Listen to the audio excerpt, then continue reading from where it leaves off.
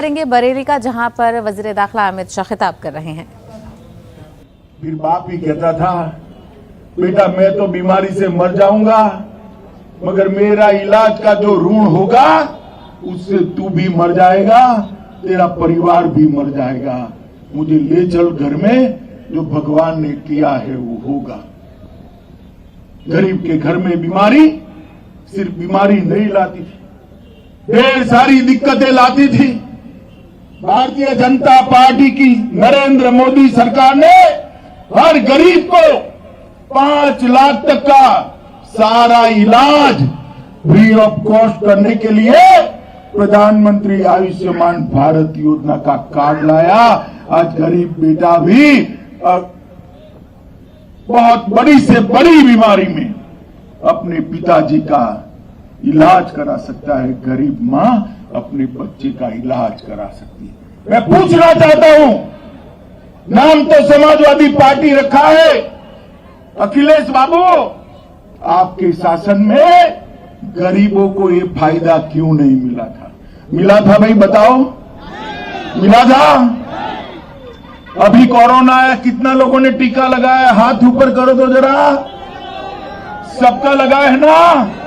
मंच वाले भी करो भाई, टीका किसने लगाया है? सबका लगाया है ना? जब टीका इजाद कर लिया गया, उसको परमिशन दिया गया, अखिलेश बाबू ने ट्वीट करा कि मोदी टीका है, मत लगाइयो, मैं भी नहीं लगाऊंगा। 1 महीने में तो डर कर दुम दबाकर उन्होंने टीका लगा दिया। मित्रों, अगर उनकी सुनती उत्तर प्रदेश की जनता, हालांकि सुनती नहीं है, तो तीसरे चरण में उत्तर प्रदेश सलामत रह पाता क्या? बताओ भाई, रह पाता? जरा जोर से बोलो, रह पाता क्या? और जोर से बोलो, रह पाता क्या?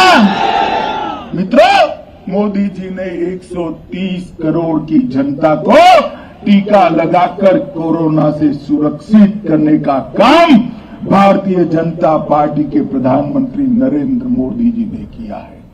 इतना ही नहीं, उत्तर प्रदेश के 15 करोड़ लोगों को 2 साल तक प्रति व्यक्ति 5 किलो अनाज free of cost Modi ji ने भेजा।